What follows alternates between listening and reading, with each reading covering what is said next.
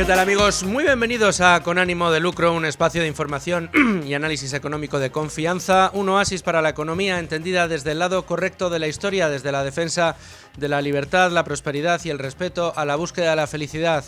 No cambien de emisora, arrancamos y lo hacemos hoy hablando de costes laborales. Tenemos que hablar hoy de los costes laborales porque, atención señoras y señores, están en máximos históricos. Nunca antes en nuestro país las empresas tenían que soportar tantos costes, unos costes tan elevados para poder tener a un contratado, a un empleado en su compañía. Estamos hablando no de la nómina, no del salario, sino del coste laboral. De los costes laborales, de lo que incrementa el coste laboral de un trabajador respecto de lo que supone su salario, la mayor parte del porcentaje de subida entre el coste salarial y el coste laboral total es el concepto de cotizaciones sociales. Sería revolucionario si en España se definiera el salario bruto como aquel que se percibe en la nómina más lo que se paga por IRPF y cotizaciones y se sumara además la parte de las cotizaciones sociales que paga la empresa por el empleado y que actualmente no figuran en el salario bruto del trabajador.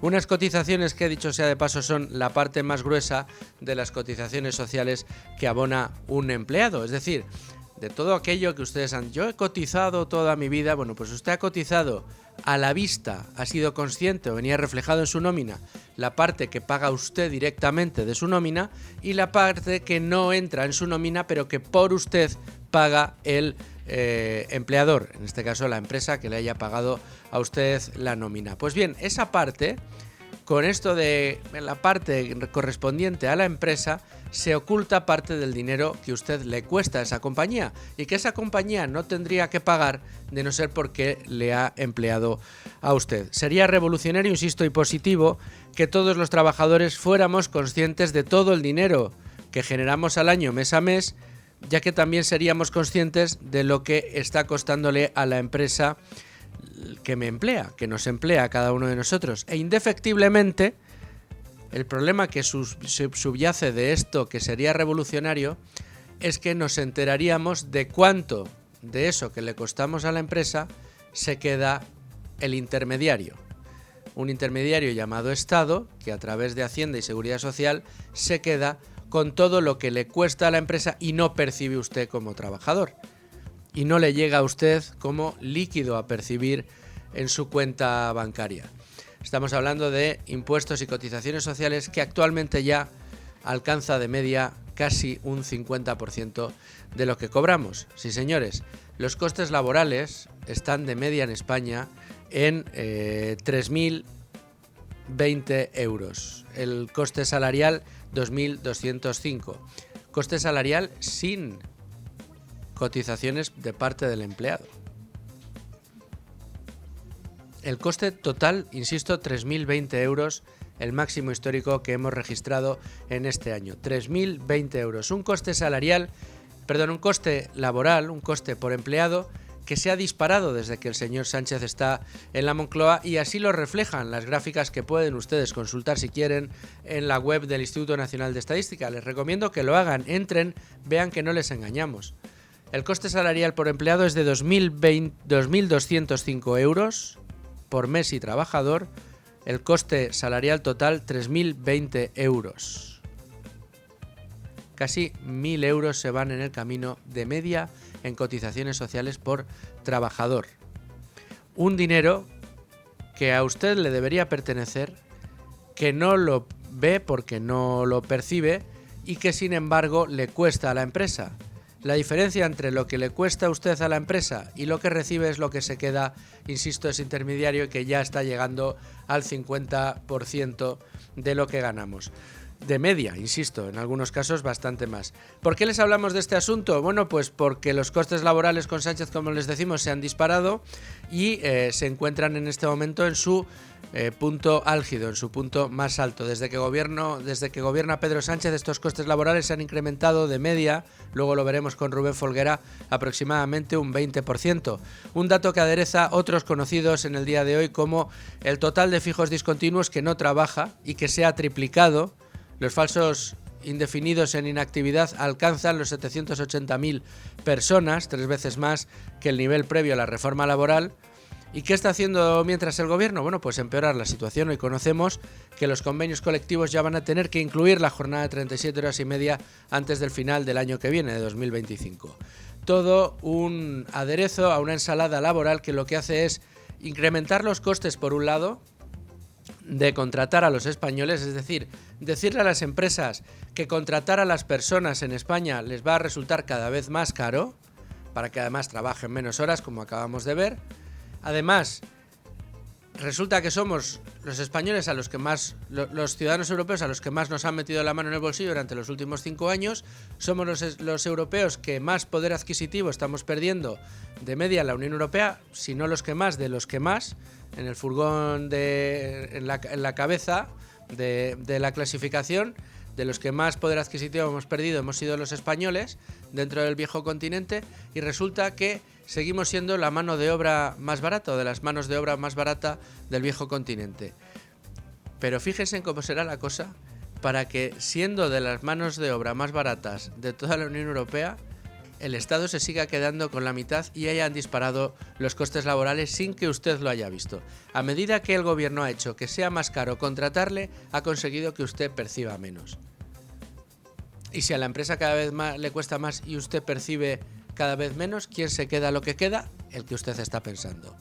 El Estado. Vamos a profundizar en estos datos, lo vamos a hacer como siempre de la mano de Rubén Folguera y de nuestro analista de cabecera en el día de hoy.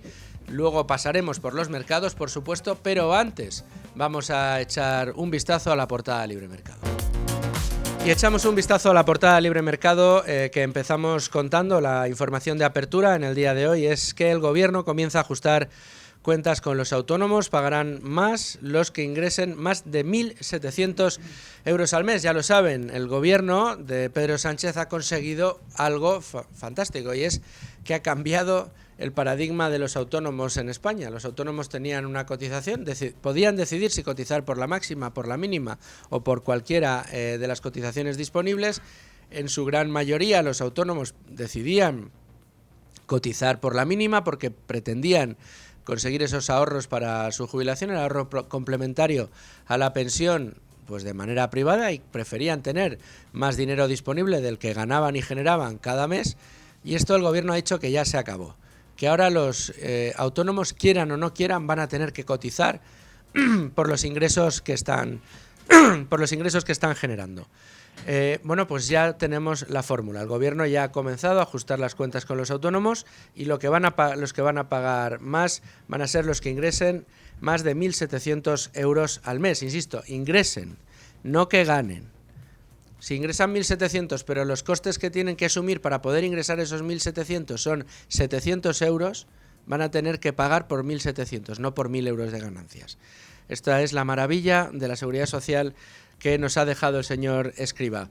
Pero tenemos más informaciones interesantes en el día de hoy: electrodomésticos, ropa y mate. Así bajan los precios en la Argentina de Milei. Un repaso que nos da Diego Sánchez de la Cruz a los efectos que están teniendo las políticas económicas de Javier Milei y que están trayendo ya prosperidad en el bolsillo de los ciudadanos.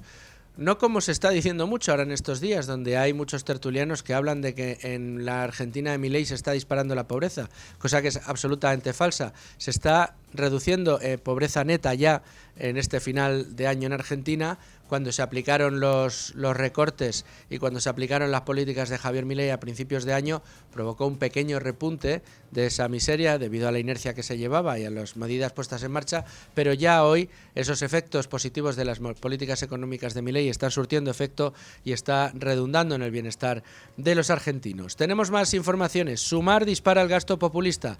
Reclama a su gobierno, es decir, al gobierno del que forma parte, un plan de energía gratis para los hogares vulnerables. Llévense la mano al bolsillo. Esto lo que quiere decir es que el gobierno quiere seguir encareciéndonos los impuestos, en este caso las energéticas, para poder regalarle, dice, la energía a los hogares vulnerables. ¿Cuáles serán los hogares vulnerables? Habría que verlo, desde luego.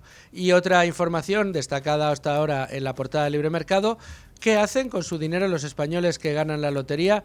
Un estudio de Fedea tiene la respuesta. De nuevo, Diego Sánchez de la Cruz, en una aproximación muy interesante y muy curiosa de qué hace el español medio cuando gana la lotería de Navidad, ahora que estamos a solo unos días de que los bombos de la suerte empiecen a girar frente a los niños de San Ildefonso y nos den ese canturreo de números tan característico de la Navidad en nuestro país. Repasada la portada Libre Mercado, les prometo que Beatriz García se está recuperando ya y muy prontito la tendremos de vuelta para repasar la portada Libre Mercado. Bueno, pues digo que ya he hecho un repaso, nos vamos de lleno al tema del día. Las declaraciones de Yolanda Díaz son interminables, inacabables. Amalio, porfa, pon otra vez ese golpe que acabas de poner, es fantástico. No podemos seguir admitiendo que las empresas sigan engordando sus beneficios a costa de los salarios. Que sigan engordando sus beneficios a costa de los salarios. Si lo que ha hecho el gobierno ha sido engordar los costes salariales, pero para que cada vez perciban menos los empleados, de modo y manera que entre lo que tienen que pagar de más las empresas y lo que reciben de menos los empleados, ¿quién se queda a lo que falta? ¿Quién se queda a la mitad? ¿Quién hace que sea cada vez más caro contratar en España y sin embargo que los empleados tengan cada vez menos poder adquisitivo? Porque no son las empresas avaras y malvados capitalistas los que están provocando eso, señora Yolanda Díaz. A ver si empezamos a decir la verdad de una vez en el mercado laboral. Rubén Folguera, ¿qué tal? ¿Cómo estás? Buenas tardes, ¿qué tal? A ver, tenemos mucha harina, mucha tela que cortar en el día de hoy porque hemos empezado hablando de un dato que aparece hoy en la prensa, de ese coste laboral en España que está, coste laboral total, que no coste salarial, que está creciendo, que se está disparando en España, que lo está haciendo desde que Sánchez ha llegado a la Moncloa. Las gráficas son inequívocas, hay, digamos, un valle dentro de estos costes hasta que llega Sánchez al poder, cuando se disparan esos costes laborales. Pero luego dices, oye, pues esto es que los empleados en España en estos últimos años se han enriquecido muchísimo porque sus costes laborales han crecido muchísimo. ¿Quiere decir que cada empleado ha recibido mucho más? No, señor. Lo que ha subido de costes laborales fundamentalmente es que las cotizaciones sociales. Sí, y aparte tener en cuenta que desde 2019, debido a la inflación, los salarios reales han caído un 2,5% desde 2019. Eso hay que tenerlo en cuenta también. Pero como bien dices, ese aumento de los costes laborales es básicamente, sobre todo por cuestión de impuestos y de cotizaciones sociales. Como destaca el INE, en el tercer trimestre de 2024, el coste laboral total se situó en 3.020 euros que tenían que pagar las empresas por cada trabajador y mes. Esto es de media. De media, sí. Ustedes piensen lo que ganan. Piensen cuánto les queda, les llega a su cuenta corriente a final de mes. De media en España, los 1.200, 1.500 euros que cobra usted, pues que sepa que usted cada mes de media a la empresa en España está costando 3.020 euros. En el trimestre anterior fueron 3.140, ¿no? 3.000... Sí, 3.100 y algo. Ahora mismo ese dato no lo tengo apuntado como tal.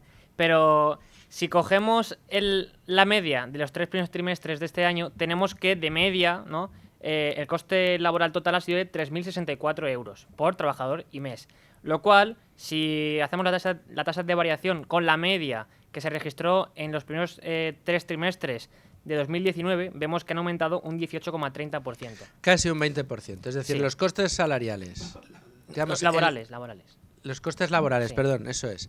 Los costes laborales, es decir, el coste total que a una empresa le cuesta a un trabajador. Es decir, usted monta una empresa y dice, tengo que contratar a mi primer empleado y le tengo que pagar el salario que sea. Bueno, pues lo que a esa empresa le cuesta darle trabajo a ese trabajador se ha encarecido en un 20% desde que Sánchez gobierna.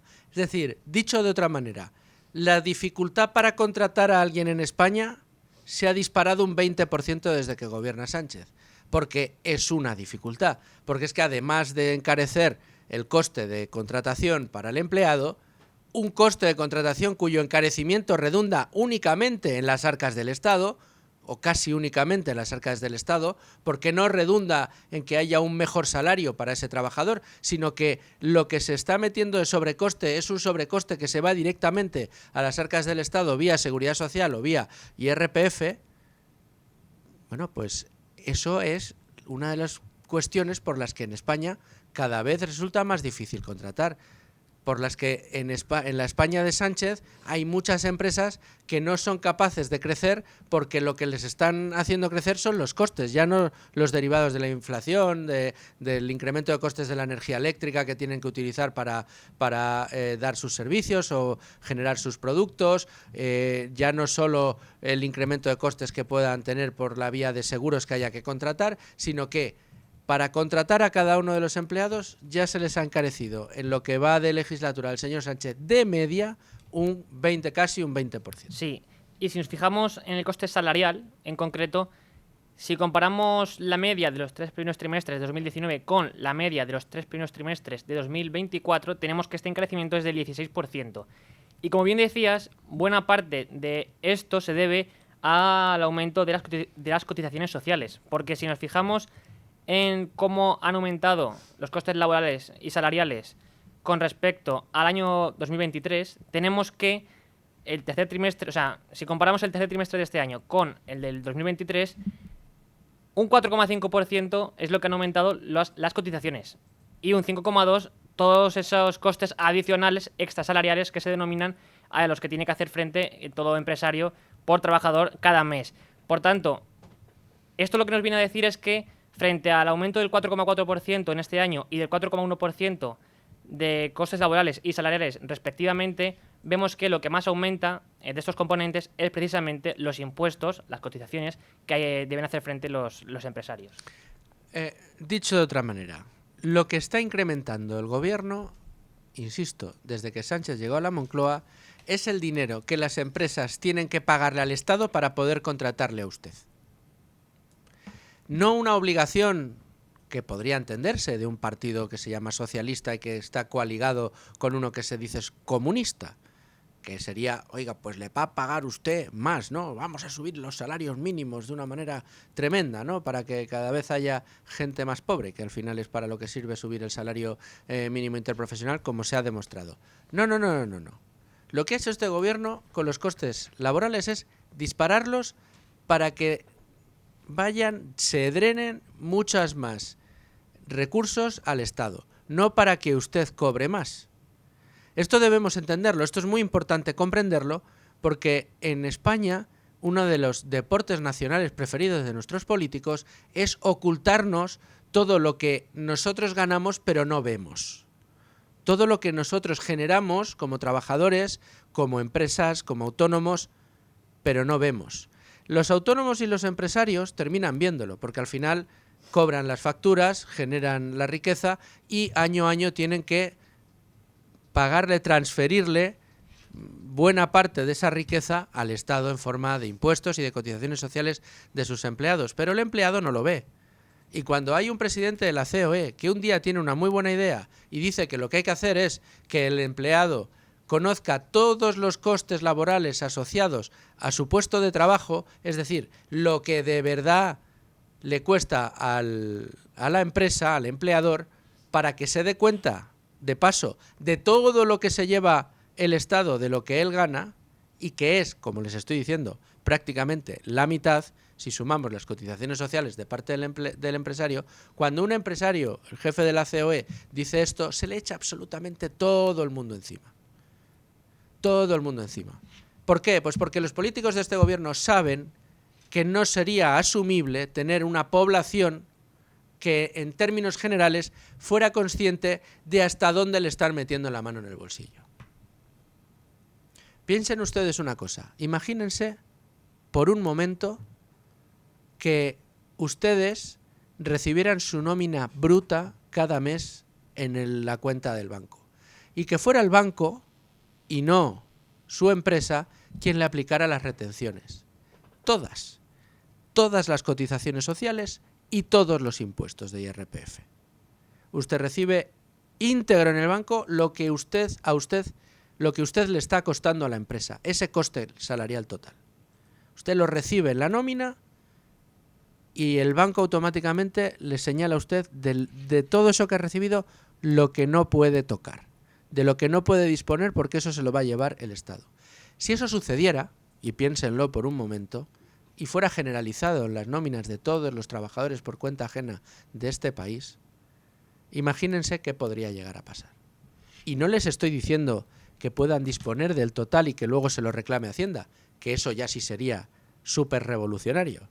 Simplemente que el trabajador fuera consciente de lo que le está costando mes a mes esto que llaman el estado del bienestar. Y ni siquiera sería el total de lo que le cuesta, porque luego, cada vez que se toma un café, cada vez que llena el depósito de la gasolina, cada vez que paga la factura de la luz, cada vez que paga la factura de un seguro, cada vez que paga el IBI de la casa en la que vive, cada vez que paga, en definitiva, la cantidad de impuestos que pagamos todos los días por absolutamente todo lo que hacemos, entonces a lo mejor empezaríamos a reclamar a nuestros políticos que esos servicios públicos tan maravillosos que dicen que nos ponen a nuestra disposición empiecen a parecernos no tan maravillosos.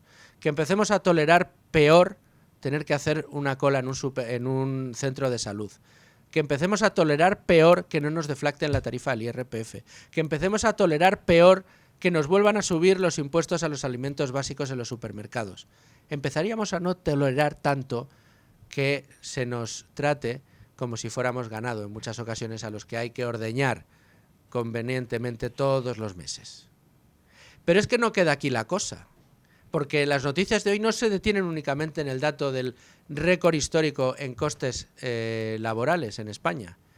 Es que tenemos más noticias en el día de hoy. Sí, porque frente a la realidad económica de nuestro país, a la situación del tejido empresarial y a las necesidades que tiene cada empresa de cada sector, el Ministerio de Trabajo sigue empeñado en reducir la jornada laboral, y lo que ha dicho Yolanda Díaz, lo dijo ayer, es que de forma inminente se va a aprobar con los sindicatos este acuerdo, que luego llevará a la Cámara Baja, al Congreso de los Diputados, para que a partir de finales de este mismo año, 2025, es decir, quedan 15 días básicamente, la jornada laboral en términos semanales sea de 37,5 horas. Esto no hace sino redundar en ese empeño de Yolanda Díaz en reducir la jornada laboral con el horizonte claro, que ya lo ha expresado más de una ocasión, de trabajar 4 días a la semana, o lo que viene a ser pues unas 32 horas, ¿no? Y además de esto tenemos también el dato de fijos discontinuos. Hoy en El Economista han sacado un análisis muy interesante en el que se compara cómo ha aumentado desde que gobierna Sánchez, desde mayo de 2022, cómo han aumentado los fijos discontinuos. Entonces, en este análisis se nos muestra cómo en este mes de noviembre de 2024 los fijos discontinuos totales rondaban los 780.000 personas, mientras que hace 2 años, en mayo de 2022, había unos 230.000 fijos discontinuos. Esto, si hacemos unos cálculos rápidos, vemos que supone un aumento del 238%, o lo que es lo mismo, 3,38 veces en total.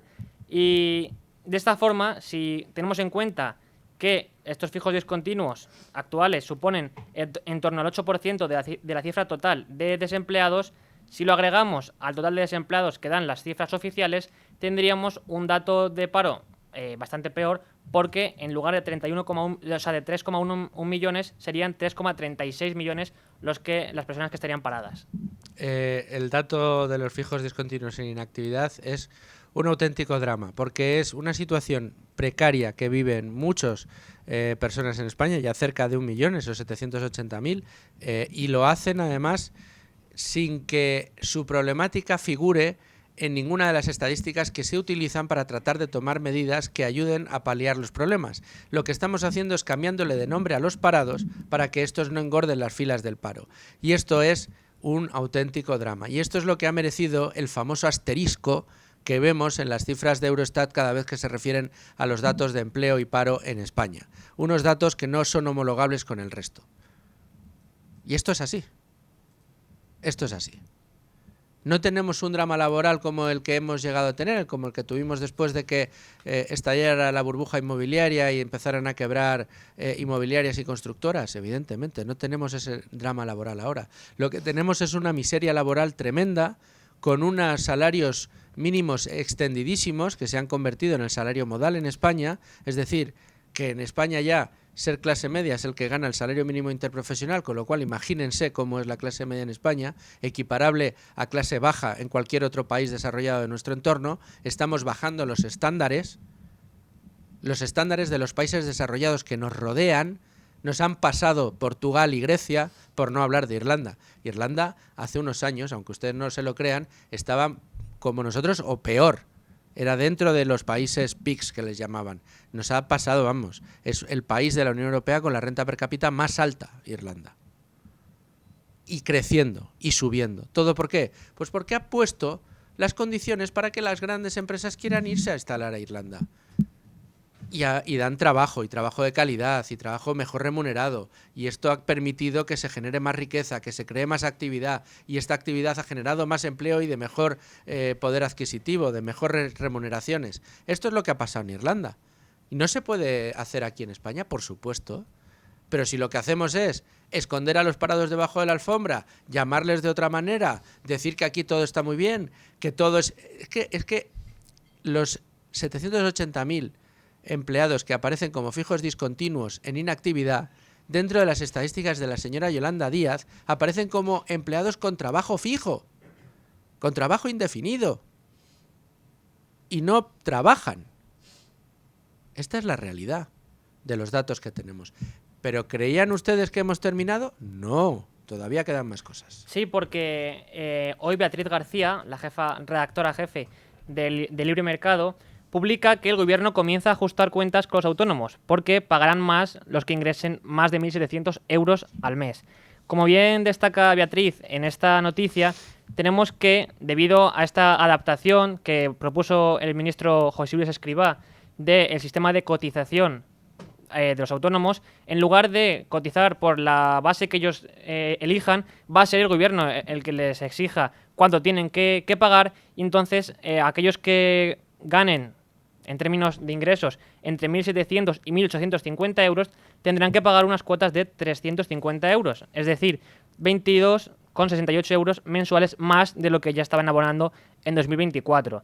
Del mismo modo, la factura va a subir para todos los tramos siguientes. Por ejemplo, los trabajadores con rendimientos netos de entre 2.330 euros y 2.760 pagarán 67,22 euros más cada mes. Y en el caso del autónomo, que tenga unos rendimientos netos entre 3.620 y 4.050 euros, la cotización pasa de 85 euros a unos 9... va a ser 960 euros más alta que lo que había sido en 2024. Esto a partir ya de este nuevo año. Vamos, que todos los autónomos échense la mano al bolsillo, miren y monitoreen bien lo que están ingresando, insisto, y que lo de que además te lo cobren por el ingreso y no por los beneficios que obtengas, ya me parece espectacular, porque va a depender, o sea, que seas más pobre o menos pobre siendo autónomo va a depender del margen de beneficio que tengas en tus ingresos. Tú puedes tener unos ingresos de 1.700 y unos costes para obtener esos ingresos de 1.400, con lo cual vas a tener que pagar más teniendo ingresos reales o beneficios reales exiguos. Bueno, sí, realmente va a ser en función del rendimiento neto. Es decir, que al final lo van a hacer porque sí, lo que el proyecto decía era sí, claro. A través de los ingresos. Tal y como ha publicado Beatriz, en principio la decisión de cuánto va a tener que pagar cada autónomo será en función de los rendimientos netos. De los rendimientos. Bueno, pues mira, eso, pues, sí. Mire, en torno al mea culpa tenía leído la anterior redacción de la reforma que ponía Escrivá y que hablaba directamente de los ingresos, no del beneficio o del rendimiento neto. Sí, bueno, al fin y al cabo entendemos también que no son ignorantes del todo en este sentido, entonces saben que tampoco pueden ahogar tanto a los autónomos, entonces...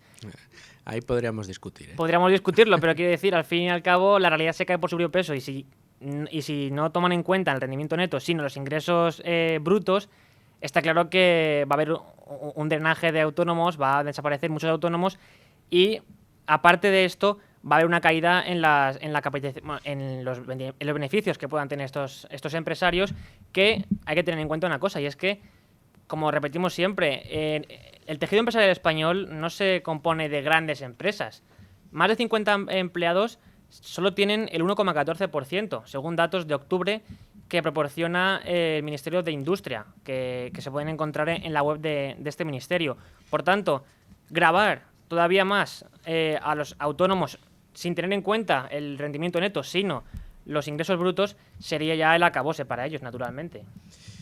Y luego, teniendo en cuenta que 1.700 o 1.850 de rendimientos netos tampoco es tanto, es decir, unos beneficios de 1.700 euros, que ¿para qué te queda?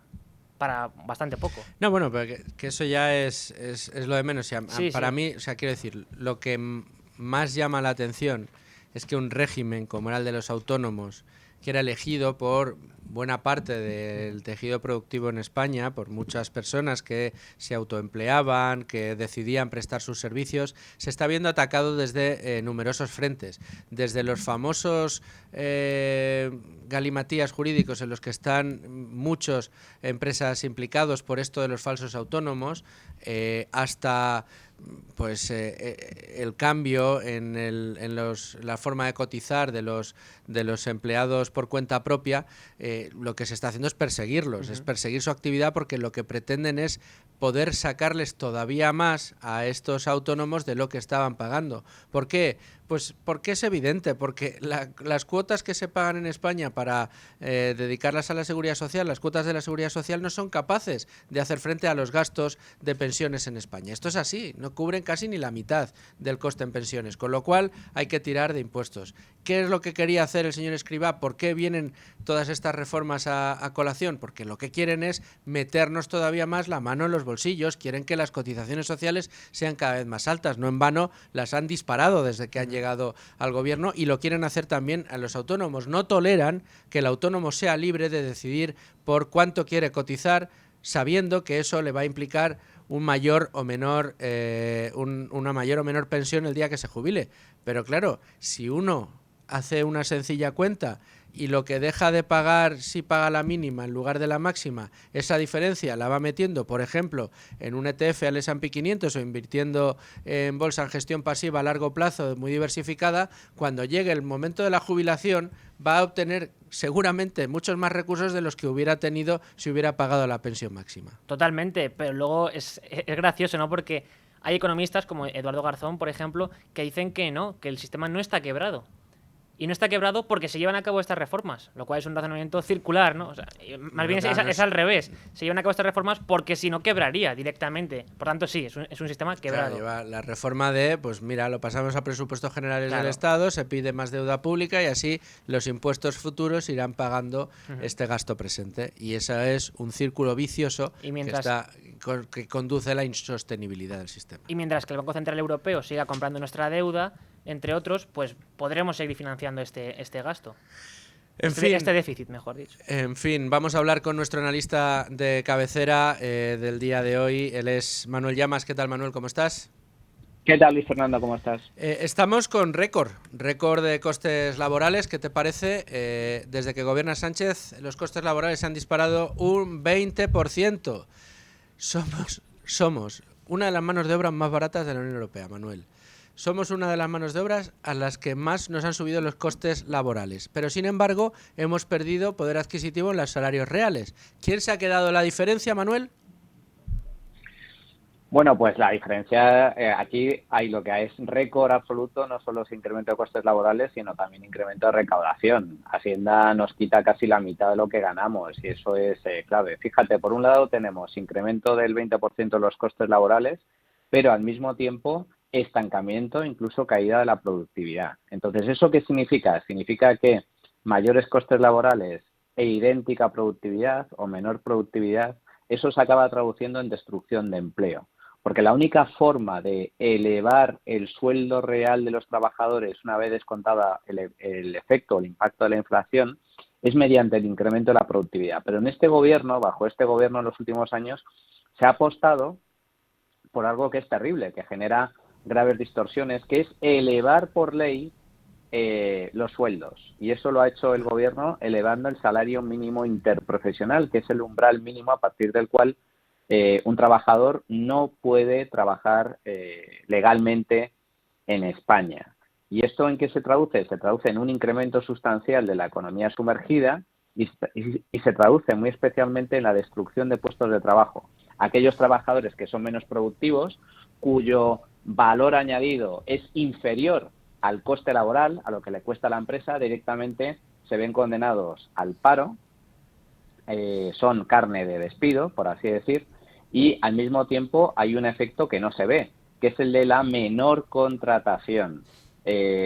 Por lo tanto, hay muchas empresas que debido al incremento de costes laborales se ve reducido o bien se ve condenado o bien a reducir la plantilla o bien a contratar menos trabajadores de los que contrataría en caso de que los costes laborales sean inferiores. Eso por un lado. Todo esto tiene un efecto directo sobre los trabajadores más vulnerables, sobre los que tienen menor valor añadido, sobre los que tienen menor cualificación, sobre los jóvenes que empiezan en el mercado laboral, sobre los mayores, es decir, sobre los trabajadores, insisto, más vulnerables, y por otro lado, también en materia de empleo y de paro, menos contratación y más desempleo. Y luego está el tema de el salario real, porque por mucho que haya aumentado los costes laborales en España, esos costes laborales también es un incremento de cotizaciones sociales y de recaudación fiscal. Y si a ello le sumamos el impacto de la inflación, el resultado es que el salario real en España, una vez descontada la inflación, se mantiene prácticamente estancado en los últimos años. Es decir, que a pesar de que los costes laborales han aumentado con este tipo de efectos negativos que tienen para el mercado laboral, especialmente para los trabajadores menos cualificados, para las personas más vulnerables, aparte de eso, tenemos el efecto de que los sueldos reales, lo que ganan en términos netos, una vez descontada la inflación, los trabajadores, se mantiene estancado. Por lo tanto, aquí los únicos que ganan, efectivamente, como bien estáis comentando, es Hacienda, porque Hacienda, sin embargo, no deja de incrementar la recaudación por la vía de las cotizaciones sociales. El incremento del salario mínimo se traduce también en un incremento de las bases de cotización y, por lo tanto, recaudan más impuestos y también incremento en el IRPF. Por lo tanto, los que salen perdiendo son los trabajadores, los que ganan, por desgracia, son los políticos, es Hacienda. Es Hacienda, los políticos y la Seguridad Social, porque las cotizaciones han subido y han subido de una manera importantísima. Sobre todo esa que el asalariado no termina de ver, que es la parte que le toca pagar a la empresa. Hablábamos al comienzo del programa, Manuel, que menuda revolución sería si empezáramos a contar como salario bruto también esa parte que la empresa tiene que pagar por ti, que no tendría que pagar si no te contrata y que forma parte de los costes laborales que tiene que soportar, ¿no? Bueno, eso en primer lugar, sería un ejercicio de transparencia, porque por desgracia la mayoría de españoles no son conscientes de los impuestos que pagan. Muchos no son conscientes, únicamente se fijan en el dinero que ingresan mes a mes en su cuenta bancaria, pero un trabajador que en España gana 1.500 euros, en realidad el coste laboral total, una vez sumadas las retenciones en el IRPF que realiza la empresa y una vez sumado el pago de cotizaciones sociales, tanto del empleado como del empleador, como de la empresa, el coste laboral total ronda los 3.000 euros, es casi el doble. Por lo tanto, ¿cuál es el sueldo real de un trabajador? El sueldo real de un trabajador es lo que le cuesta a la empresa. Y lo que le cuesta a la empresa es lo que le paga, le transfiere en términos netos a su cuenta bancaria, pero también es las retenciones en el IRPF y también es el coste de las cotizaciones sociales e incluso, si me apuras, también el coste de las vacaciones, es decir, de los días que no trabaja. Entonces, el coste laboral total para la empresa, ese es el sueldo real del trabajador. Pero eso la mayoría de españoles no son conscientes de cuál es su sueldo real. ¿Por qué? Porque solo se fijan en el dinero que la empresa le ingresa en el banco. De ahí precisamente que sería un ejercicio de lo más interesante y que otorgaría transparencia al sistema, el hecho de que el trabajador vea en su cuenta bancaria cuál es su sueldo real. Y aquí hay países donde existe una mayor transparencia desde ese punto de vista, porque entre otras circunstancias, el trabajador ingresa el 100% de lo que gana y luego, sin embargo, se le establece un plazo, una fecha límite por la cual tiene que pagar todos los impuestos de golpe. Eso ya supondría una lección importante de transparencia y de consciencia a nivel fiscal de lo que nos cuesta el Estado. Pero en el caso de España sería un ejercicio realmente valioso el hecho de que el trabajador ingrese el 100% de su sueldo, incluyendo el IRPF, incluyendo el coste de las cotizaciones sociales, y sin embargo la entidad bancaria se encargase de bloquear la parte correspondiente al pago de impuestos para que al menos el contribuyente, el trabajador, sea consciente de lo que le cuesta al Estado. ¿Y cuánto le cuesta al Estado español a los trabajadores? Pues básicamente el 45% de su sueldo real. Tan solo la suma de IRPF, cotizaciones sociales y el IVA suman el 45% del sueldo real del trabajador. Si a eso le sumamos otro tipo de impuestos, como los impuestos especiales o el impuesto a bienes inmuebles, el coste se va al 50%. Es decir, que los españoles de media, cualquier trabajador que clase media en este país, trabaja la mitad del año para el Estado, la mitad del año para cumplir sus compromisos con Hacienda. En definitiva, un panorama poco halagüeño para las empresas y también para los trabajadores. A ver si empezamos a tener más transparencia y cada vez más gente se da cuenta de esta realidad que vivimos. Manuel Llamas, como siempre, muchísimas gracias. Un abrazo, hasta luego. Y cuando son las 12:51 de la mañana, las 11:51 en Canarias, nos vamos a abrir página de mercados.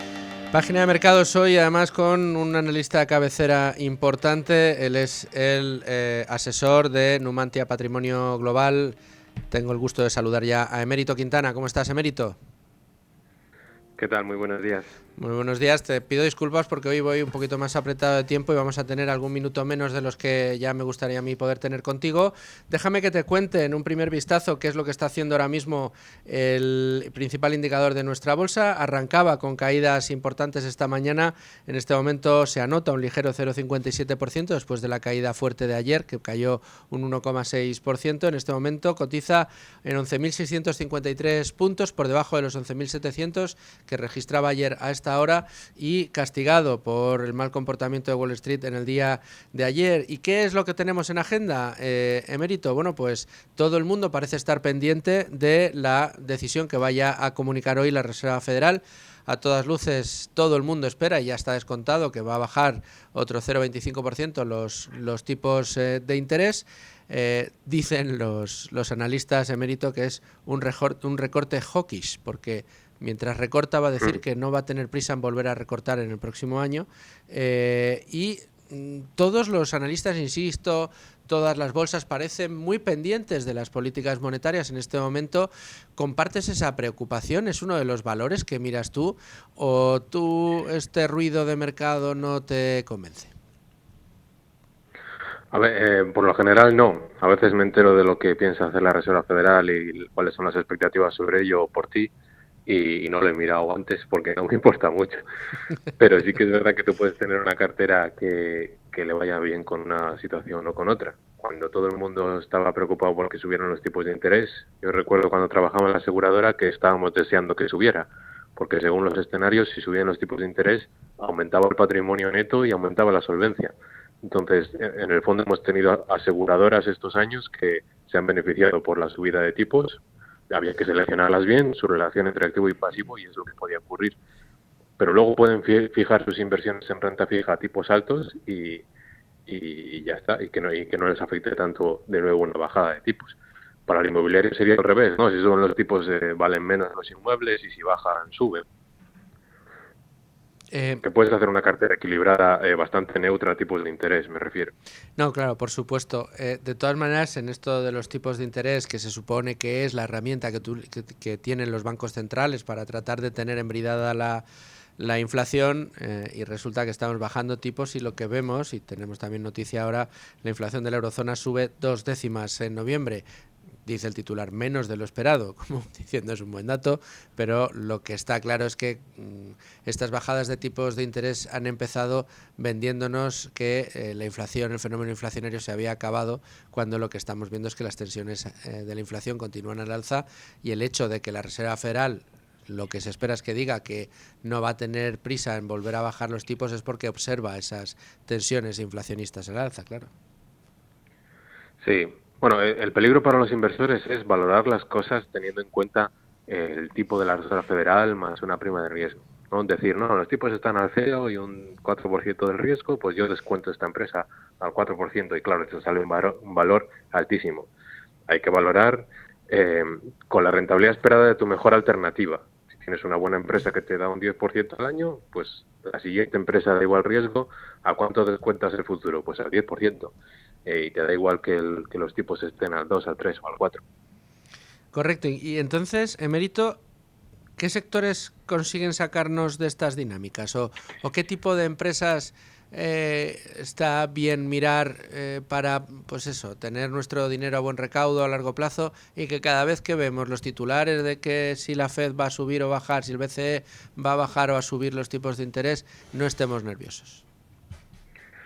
Bueno, yo creo que sobre todo empresas que su futuro dependa más de su propia historia, lo que llaman idiosincráticas, no de si el PIB en general crece mucho o poco.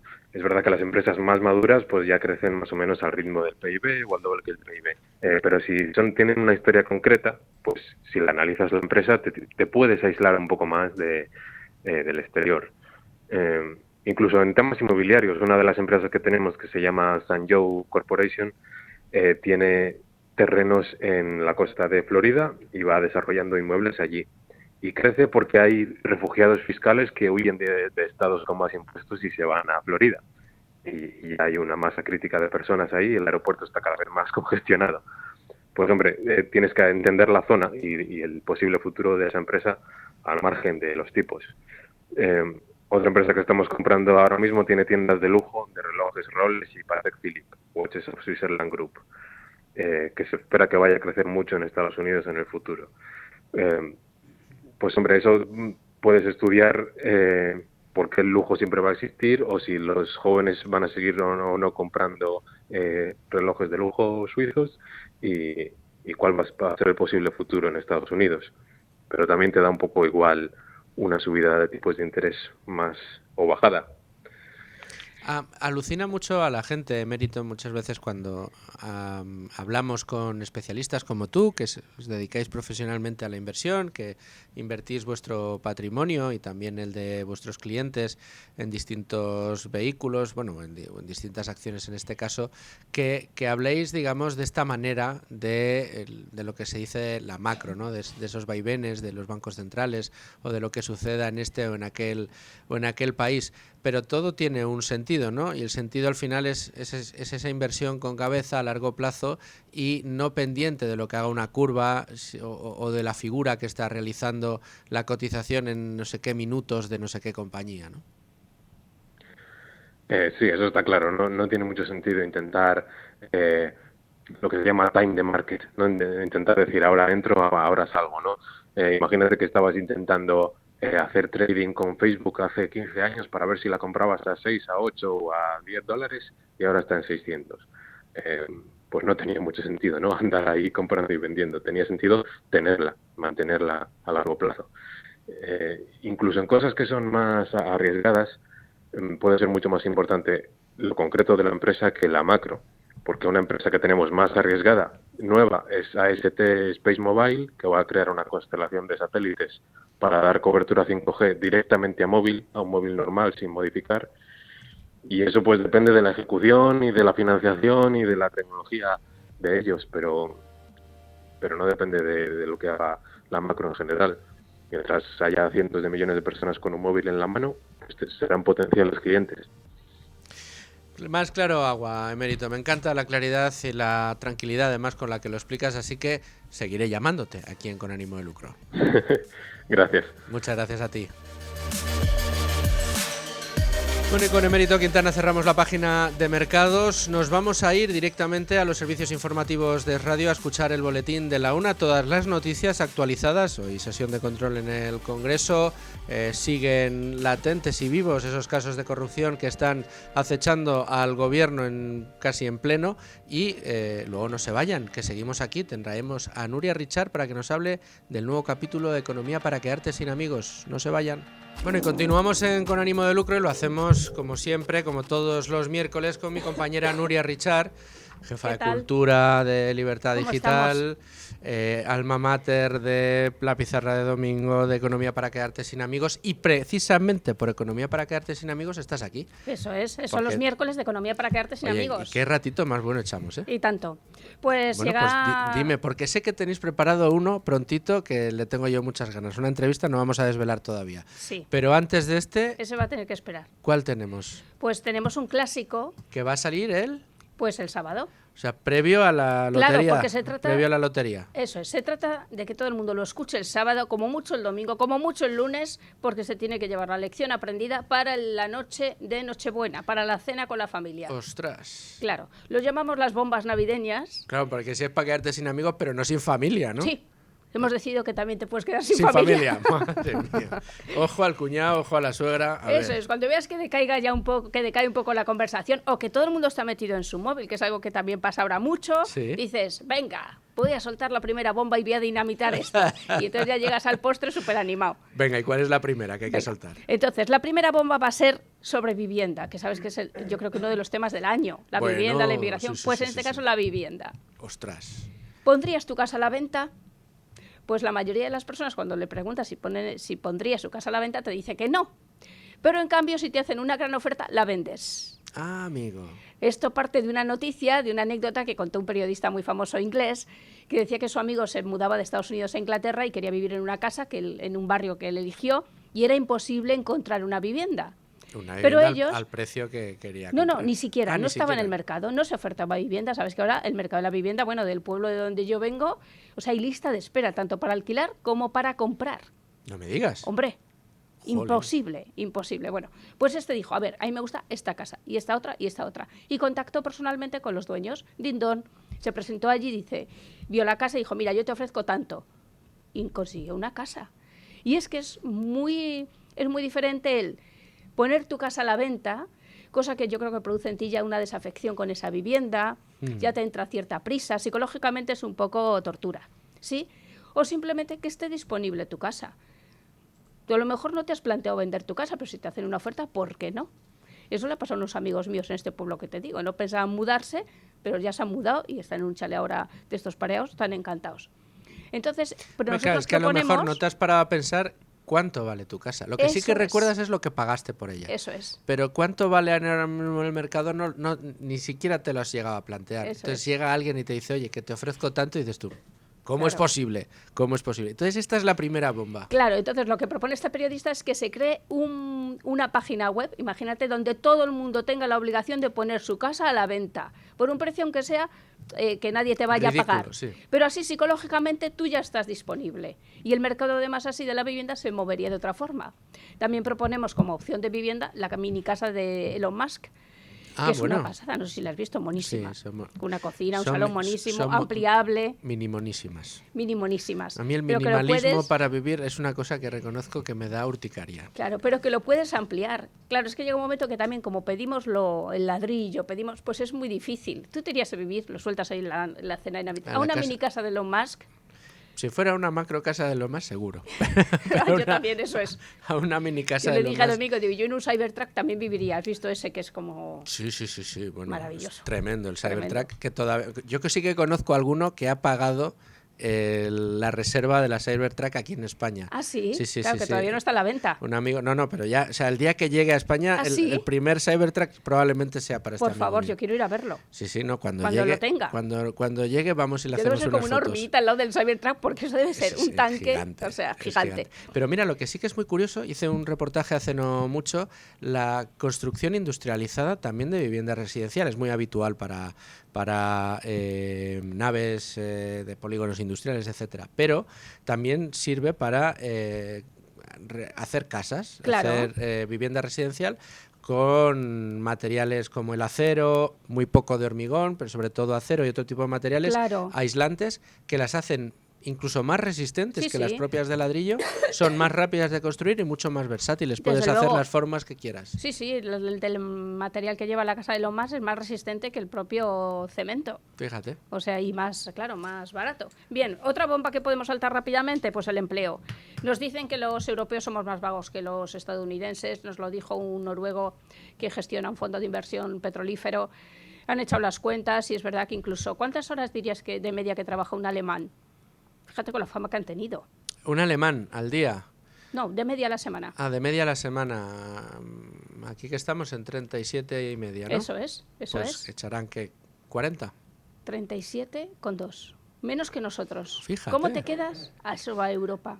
Si los alemanes ya trabajan menos que los españoles... Bueno, yo te voy a dar un truco. Si te vas a las horas reales trabajadas en España, dividido, y te vas al INE y luego te filtras por hombres, mujeres, funcionarios, no funcionarios, ya verías Baja. que las reales están bastante por debajo de las 37 horas y Claro, media. seguramente son muchas más de las que querría Yolanda, ¿verdad? Por supuesto. En su día, Errejón, ¿dónde está ahora Ya, Errejón? si pudiéramos no trabajar para Yolanda Díaz y cobrar mejor. Bueno, pues hablaremos de productividad, del futuro de Europa, de si no nos importa que nos llamen vagos. Si nosotros valoramos, y además después de la pandemia es algo que se ha producido, valoramos más el tiempo con la Pero familia. eso es un truco para llamarle Si no vago quiero a ganar alguno de la dinero. mesa. ¿Eh? Para llamar vago a alguno de la Eso mesa es un truco. Eso es. Más bombas. Tercera. Tercera bomba, por ejemplo, ¿tener hijos te hace más feliz? Eso es una bomba, pues en toda regla. Hombre, ahí nadie Hay va a decir que no, ¿eh? Bueno, como que no. Hay muchísima gente que cree que le hace mucho más feliz ver Netflix. ¿Perdón? Hombre, Pero eso lo contestarán en privado, No a te- oscuras, no, y que no le mire nadie. hay muchas encuestas, nosotros tenemos una de ellas, yo creo que que la han hecho, no sé si en Inglaterra o en Estados Unidos, en la que cuando le preguntas a las mujeres qué te hace más feliz, los hijos no lo ponen en primer lugar. No me digas. Claro, porque lo que se valora es la felicidad inmediata. Sabes que vivimos en un mundo de felicidad inmediata. Entonces dices, pues mira, irme un rato de compras, ponerme un rato Netflix. En cambio, los hijos te hacen feliz, pero a largo plazo. Esto es como lo de inversión de la que tú sabes Sí, tanto, ¿no? siempre. Es una inversión a largo plazo. Y sabes, hay un estudio muy gracioso que también se puede llevar a la bomba y es a la mesa como bomba navideña y es, ¿sabes cuándo son más felices los padres que han tenido hijos? Cuando se van de casa. Eso Bueno, está pues, demostrado. Sí, pero te decía yo que no lo confesarán porque, hombre, habrá alguno que le dé, como decía aquel, alipori, ¿no? Que diga, hombre, no, pues pero yo voy a decir que sí, no vaya a ser que piense o que tengas a tu hijo delante y ya tenga una Claro, edad eso- como para enterarse de lo Claro, que eso estás es. Digo, diciendo, bueno, ¿no? eso pues ya con los niños, cuando se vayan a jugar un poco así apartados, lo habláis. O a la cama a dormir. Claro, bueno, pues ya sabes que la familia no es algo que se prodigue mucho, el discurso de la familia, sino todo lo contrario. Él vive la vida, viaja, ve series, vive experiencias. Cada vez retardamos más la edad de paternidad y maternidad. Entonces la familia se ha convertido en un debate muy revolucionario. También traemos una noticia que se salió en la prensa, se recogió unas declaraciones de la periodista Ana Iris Simón, que proviene de una familia atea y hace unos años ella se ha convertido al catolicismo y el titular de esa noticia era como un poco deja de pensar que la vida es vivir experiencias. Claro. Bueno, pues a lo mejor es abrirte un fondo de inversión con 20 años, pensar en tu pensión con 20 años, ¿tú eso lo ves posible? Pues mira, te voy a decir y ya de paso Con ánimo de lucro. hago una cuñita. Muchos de los alumnos del curso que hacemos Manuel, Domingo y yo con la gente de Locos de Wall Street, del curso de inversión para invertir con cabeza y ganar dinero a largo plazo, hay algún chaval que lo ha hecho con 20 años y ha dicho que es la mejor inversión que ha hecho y otros con 30 o con 40 dicen ojalá lo hubiera hecho con 20 y hubiera sabido todo lo que sé para garantizarme un futuro mejor Claro. en adelante. Yo supongo que en los libros de texto que estudian nuestros hijos, cuando ponen la foto de una persona feliz, pues a lo mejor se ve a dos en medio del desierto con el sol así, saltando, muy de Instagram. Pero no se ve a nadie diciendo, mi fondo de pensiones, mi inversión. Eso no se enseña. Pero entonces, ¿las inversiones es otra bomba navideña? No, es la forma de vida. Correcto. Que lo hemos metido en esto de los hijos. Qué bueno. Y la última bomba, emborracharse para tomar decisiones, muy a favor. Muy a favor. Esto Domingo sobre todo, ya me te da, lo me digo. da pena que nos hemos quedado sin tiempo. No sé si me lo vas a poder desarrollar en 30 Claro, segundos. estamos ya muy hartos de los tecnócratas, que todos han ido a la misma universidad a rellenar el mismo Excel y que responden a todas las preguntas y toman decisiones cortados por el mismo patrón.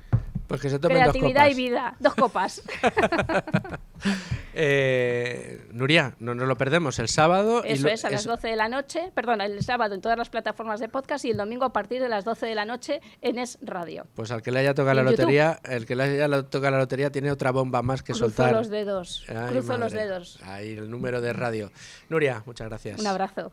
Seguimos en Con ánimo de lucro, lo hacemos como cada semana en un día como hoy, los miércoles, con Antón Díez-Tubet, Country Manager de Trade Republic para España y Portugal y proveedor de anticonsejos en Con ánimo de lucro. ¿Cómo estás? Muy bien, Luis Fer, ¿qué tal? Muy buenas tardes, muchas gracias por estar con nosotros una semana más, proveyéndonos de anticonsejos, de las cosas que no tenemos que hacer, de las cosas que tenemos que evitar para que nos vaya bien la vida en esto de manejar el dinero, de nuestra relación con los bancos, de nuestra relación con la macroeconomía, de nuestra relación, en definitiva, con el dinero.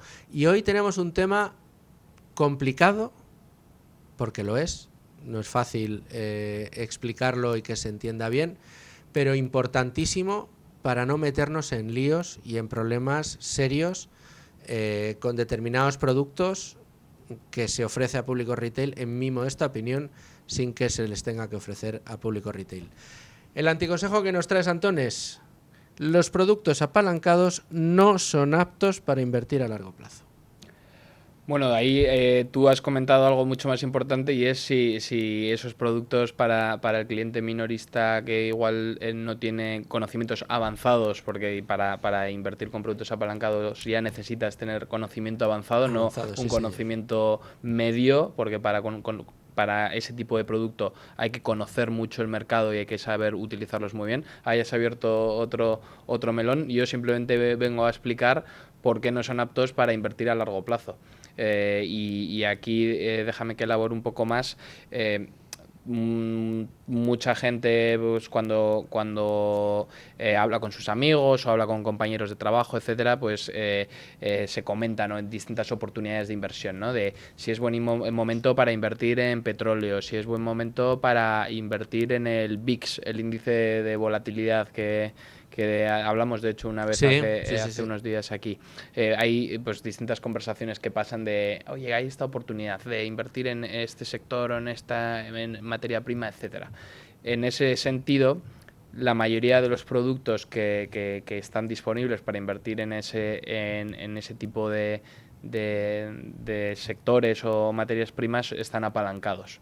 Y no entro en qué tipo de producto apalancado, ¿no? O sea, porque luego tienes los contratos por la diferencia, los famosos CFDs que están prohibidos, está prohibido que se hagan publicidad en España porque están tan apalancados que todo el mundo pierde el dinero porque pequeños movimientos hacen que se pierda el dinero. Pero luego tienes otros productos apalancados como pueden ser los warrants. Luego tienes ETNs, que son como los ETFs, pero que son notas porque dentro lo que tienen es apalancamiento para seguir pues estos subyacentes que mencionaba, ¿no? Entonces, ¿qué pasa con los productos apalancados y el largo plazo? El problema es que tienen un coste muy alto de financiación. Y tú, cuando inviertes en un producto apalancado, imagínate, sobre el petróleo o sobre una divisa, solo sirve cuando es para un movimiento muy a corto plazo. O sea, tú tienes que tener una visión muy cortoplacista de que el valor del petróleo, por seguir con el ejemplo, va a subir en el muy corto plazo. Porque si tú mantienes esto... ¿Va a subir o va a bajar? O va a bajar, sí, porque también puedes utilizar el apalancamiento para apostar a que va a bajar. El problema de utilizar productos apalancados es que tienen un coste de financiación que se llama muy alto. Entonces, cada día que tú estás invertido en ese producto, vas teniendo una rentabilidad negativa acumulada mientras el subyacente no se mueva. O sea, si el subyacente se queda plano, tú vas viendo que tu inversión va perdiendo dinero todo el rato y mucha gente yo le he visto caer en ese error de invertir en un producto apalancado tratando de aprovecharse de un movimiento táctico del subyacente y que luego no pasa nada y lo mantienen.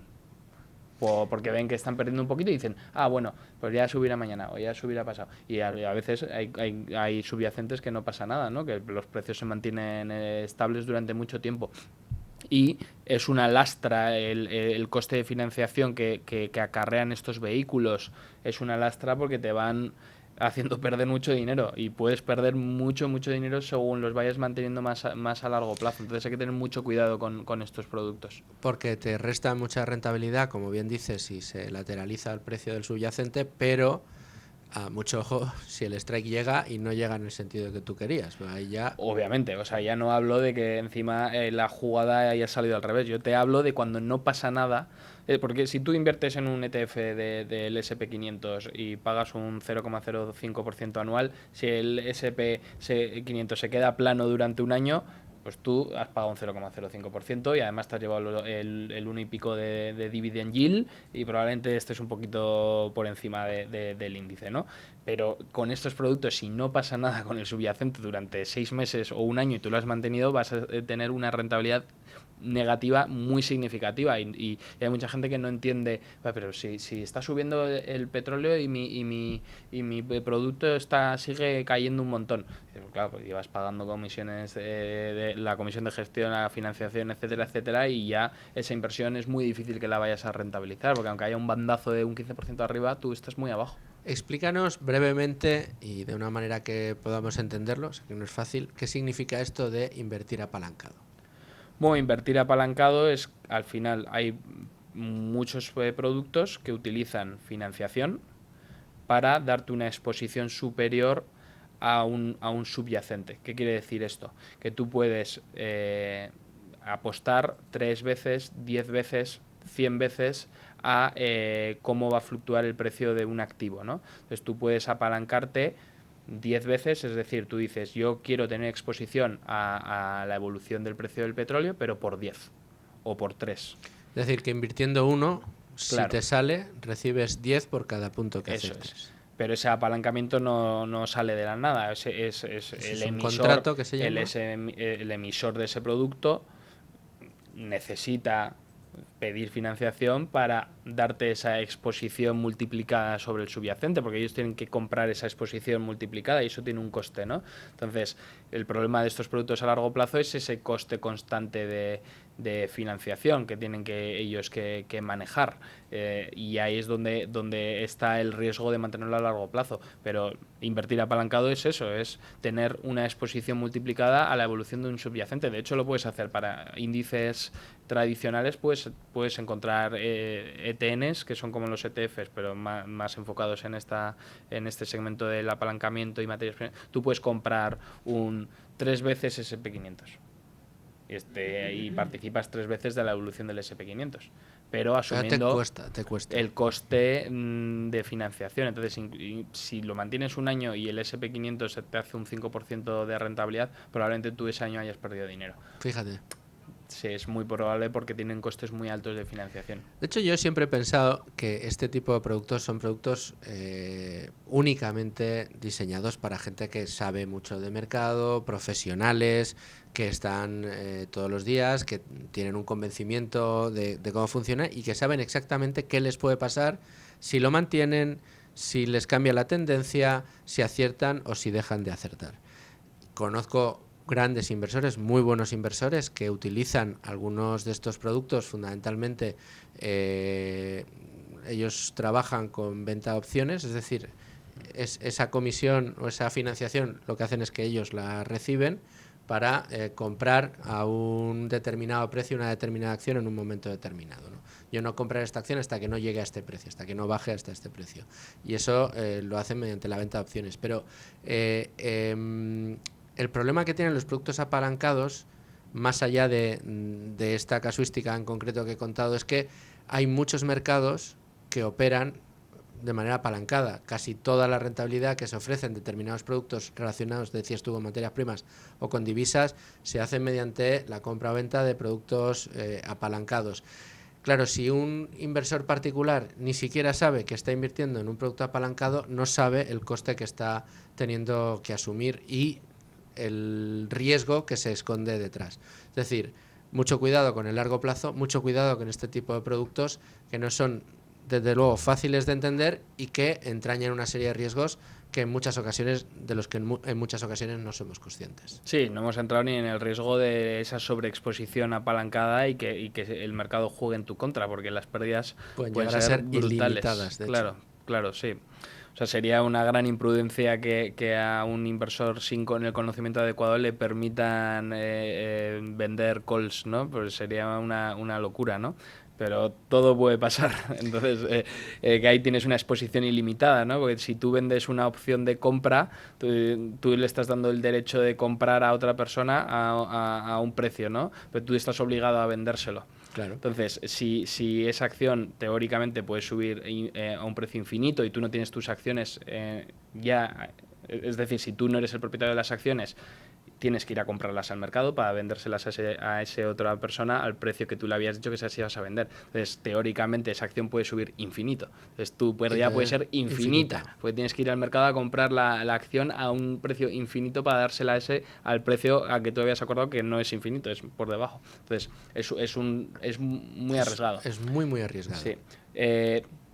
¿Por qué existen estos productos? Porque al final tienen sentido a nivel institucional en muchos casos, ¿no? Para esos pequeños movimientos tácticos de cartera, para hacer coberturas de la cartera, ¿no? Imagínate, tú no quieres vender todas tus posiciones en renta variable, pero sí que crees que en 2025 va a caer la bolsa y dices, oye, voy a reducir riesgo y no quiero vender mi cartera porque tengo plusvalías que tendría que pagar impuestos, y dices, no, yo protejo mi cartera. Entonces, ¿cómo proteges tu cartera? Pues con una compra de un producto apalancado que te da, con poco dinero que tú tengas que disponer, te da esa protección más grande, ¿no? O sea, pagando un poquito proteges más de tu cartera, evitas venderla y asumes ese coste del producto, de su financiación, etcétera.